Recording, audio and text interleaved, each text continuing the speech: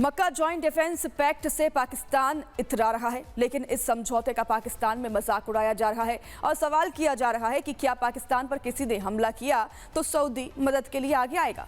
देखिए इस रिपोर्ट को।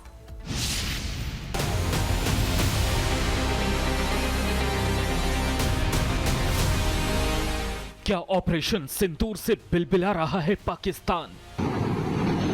क्या पाकिस्तान को ऑपरेशन सिंदूर पार्ट 2 का डर सताने लगा है?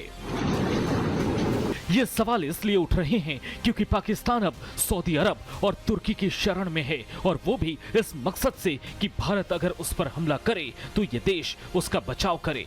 इसी मकसद से पाकिस्तान ने सऊदी और तुर्की के साथ मक्का जॉइंट डिफेंस पैक्ट पर हस्ताक्षर किए हैं, जिसका मतलब है कि एक देश पर हमला होगा तो तीनों देशों पर अटैक माना जाएगा।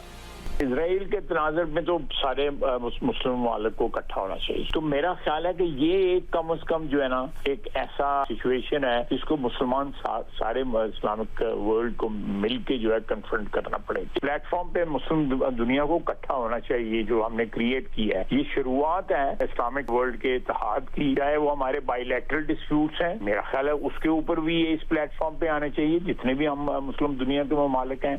मक्का जॉइंट डिफेंस पैक्ट पर पाकिस्तान में ही सवाल उठने शुरू हो गए हैं। इस समझौते को इजराइल विरोध का पाखंड माना जा रहा है। हालांकि पाकिस्तान के रक्षा मंत्री मक्का जॉइंट डिफेंस पैक्ट पर कुछ भी बोलने से बचते नजर आए। लेकिन सवाल उससे भी बड़ा है कि आखिर तुर्की और सऊदी को इससे क्या मिलेगा। दरअसल अमेरिका की बदली हुई रणनीति, इजराइल का एग्रेसिव अप्रोच और भारत की बढ़ती ताकत ने तीनों देशों को एक मंच पर आने के लिए मजबूर किया है। इन सब के बावजूद पाकिस्तान को इससे क्या मिलेगा, खुद पाकिस्तानी इसका मजाक उड़ा रहे हैं। पाकिस्तान के अंदर भी झोंक रहे हैं। पाकिस्तान की खुद अपनी सिक्योरिटी इनसे होती नहीं है, लेकिन डॉलर बाहर से आ रहा है तो बाहर भी भेज रहे हैं, चौकीदारे के ऊपर भेज रहे हैं। मिडिल ईस्ट के अंदर किसी के पास इतने बंदे नहीं हैं कि वो अपने बंदे मरवा सके। हमारे पास हैं। काबल दे जम्मिया नू कहंदे ने नित महिमा, ये एक मुहावरा है। अब काबल के जो पैदा हुए उन्हें नित महिमा मतलब कोई ना कोई उन्हें ऐसी चीज चैलेंजिंग रहती है।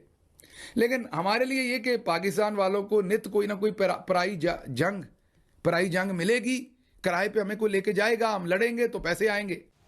अब समझौते पर भले ही मजाक उड़ाया जाए, लेकिन इस समझौते को कई जानकार मुस्लिम नेटो की दिशा में एक अहम कदम मान रहे हैं। Bureau report, Republic Bharat.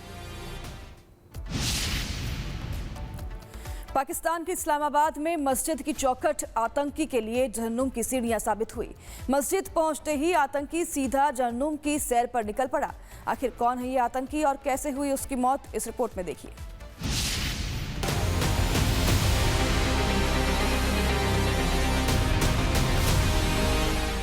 मस्जिद की चौखट, मौत की दस्तक। मस्जिद से सीधा जहन्नुम पहुंचा लश्कर का कैडर। ये तस्वीर देखिए। नाम कारी सईद अब्दुल अजीज, लश्कर तैयबा का वरिष्ठ कैडर, जो मस्जिद से सीधा जहन्नुम की सैर पर निकल पड़ा। ये तस्वीर पाकिस्तान के क्यूबा मस्जिद से सामने आई है। वीडियो में साफ देखा जा सकता है कि आतंकी अजीज हाथ में बैग लिए नमाज पढ़ने मस्जिद में प्रवेश करता है। बैग नीचे रखता है, सीढ़ी पर बैठता है, लेकिन बैठने के साथ ही उसकी मौत हो गई। मस्जिद की सीढ़ियां आतंकी अजीज के लिए मौत की सीढ़ी साबित हुई।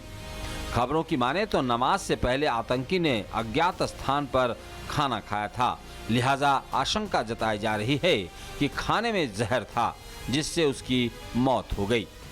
हालांकि मौत की असल वजह अभी साफ नहीं हो पाई है। बता दें कि आतंकी अजीज लश्कर तैयबा में उस विभाग की जिम्मेदारी संभालता था जो जम्मू कश्मीर में मुठभेड़ों में मारे गए आतंकियों के परिवारों की मदद करता था, लेकिन अब खुद इसके परिवार को मदद की जरूरत है।